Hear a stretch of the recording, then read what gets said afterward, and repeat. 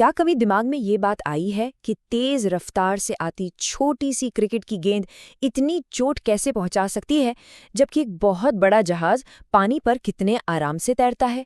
अरे, इसका जवाब तो गति के विज्ञान में छिपा है और आज हम इसी के कुछ राज खोलने वाले हैं। तो चलिए एक मजेदार सवाल से शुरू करते हैं।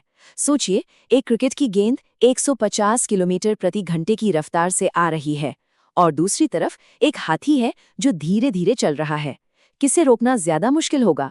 और पता है, विज्ञान के पास इसका एकदम सटीक जवाब है। तो फिर चलिए इस पहेली को सुलझाते हैं और समझते हैं फिजिक्स के उस पहले सबसे जरूरी कॉन्सेप्ट को जो हमें इसका जवाब देगा।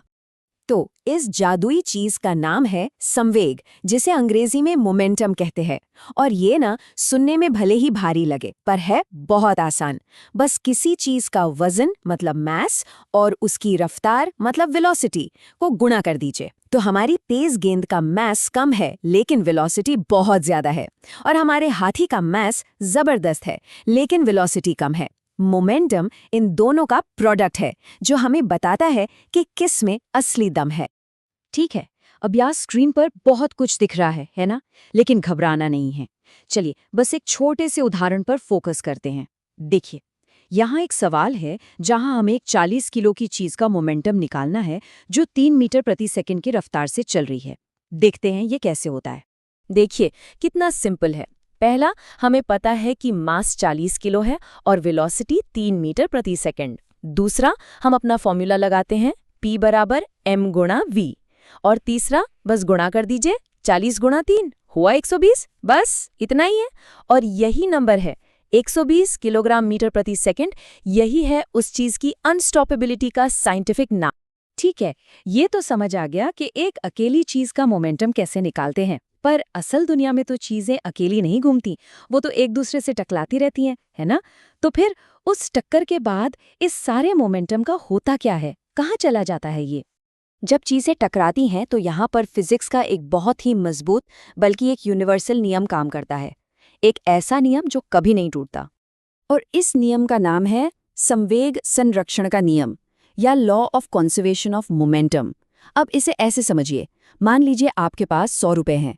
आपने वो किसी दोस्त को दे दिए, तो अब आपके पास 0 हैं पर दोस्त के पास 100 हैं। सिस्टम में तो 100 रुपए अभी भी हैं, है ना? बस जगह बदल गई। मोमेंटम का भी बिल्कुल यही हिसाब है। ये कभी खत्म नहीं होता, बस एक चीज से दूसरी में ट्रांसफर हो जाता है। जरा इस डायग्राम को देखिए। ये बस इतना दिखा रहा है कि टक्कर से पहले दोनों चीजों का टोटल मोमेंटम कितना था और टक्कर के बाद कितना है।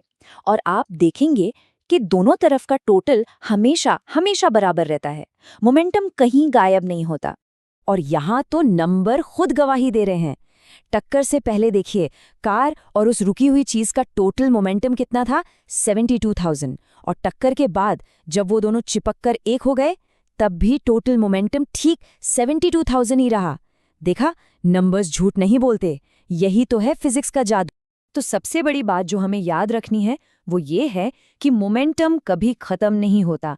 वो बस टकराने वाली चीजों के बीच बढ़ जाता है, ट्रांसफर हो जाता है। इट इज ऑलवेज कंजर्व्ड, हमेशा। लेकिन एक मिनट, क्या किसी चीज की मोशन को समझने के लिए सिर्फ मोमेंटम जान लेना काफी है, या फिर इस कहानी में एक और हीरो भी है? चलिए पता लगाते हैं।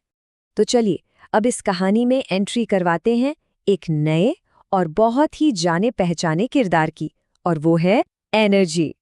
देखते हैं कि एनर्जी और मोमेंटम की ये जुगलबंदी कैसे काम करती है। तो मिलिए काइनेटिक एनर्जी यानी गतिज ऊर्जा से। ये वो एनर्जी है जो किसी भी चलती हुई चीज में होती है, लेकिन इसके फॉर्मूले में एक बहुत बड़ा ट्विस्ट है। जरा ध्यान से देखिए, यहाँ वेलोसिटी का स्क्वायर है v²। इसका मतलब क्या हुआ?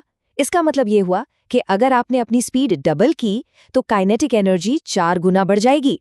सोचिए, 4 गुना, ये बहुत बहुत बड़ा फर्क है।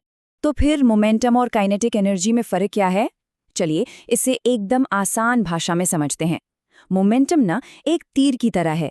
वो हमें बताता है कि कोई चीज कितनी तेजी से जा रही है और किस दिशा में जा रही है। डायरेक्शन बहुत जरूरी है।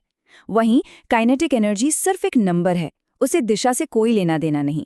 वो बस ये बताती है कि उस चीज में मोशन की वजह से एनर्जी कितनी है। ये दोनों अलग अलग नहीं हैं, बल्कि ये मिलकर हमें मोशन की पूरी कहानी सुनाते हैं। काइनेटिक एनर्जी ये बताती है कि कोई टक्कर कितनी जोरदार या विनाशकारी हो सकती है, और मोमेंटम ये तय करता है कि टक्कर के बाद चीजें किधर जाएंगी, कैसे बिखरेंगी। और अब आता है हमारी आज की पड़ताल का क्लाइमैक्स। ये है वो मास्टर इक्वेशन जो इन दोनों दोस्तों मोमेंटम और एनर्जी को एक ही फॉर्मूला में बांध देती है। ये दिखाता है कि ये दोनों असल में एक ही सिक्के के दो पहलू हैं और एक दूसरे से कितने गहरे जुड़े हुए हैं। तो आज हमने क्या क्या समझा? सबसे पहले हमने किसी चीज की अनस्टॉपेबिलिटी को नापना सीखा, जिसे हम कहते हैं मोमेंटम। फिर हमने ये जाना कि किसी भी टक्कर में टोटल मोमेंटम हमेशा उतना ही रहता है, वो कभी खत्म नहीं होता। फिर हमारी मुलाकात हुई काइनेटिक एनर्जी से, और आखिर में हमने देखा कि ये दोनों कैसे एक मास्टर फॉर्मूले से जुड़े हैं और मिलकर हमें मोशन की पूरी पिक्चर दिखाते हैं। और अब एक आखिरी सवाल, जिसके साथ हम आज की बात खत्म करेंगे। हम ये तो जान गए कि टक्कर में मोमेंटम हमेशा कंजर्व्ड रहता है, लेकिन क्या एनर्जी भी?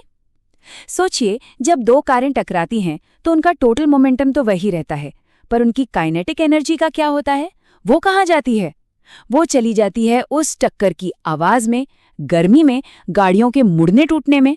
और जानते हैं, यही छोटा सा फर्क हमें फिजिक्स की किताबों वाली दुनिया और हमारी असल दुनिया के बीच का सबसे बड़ा सबक सिखाता है।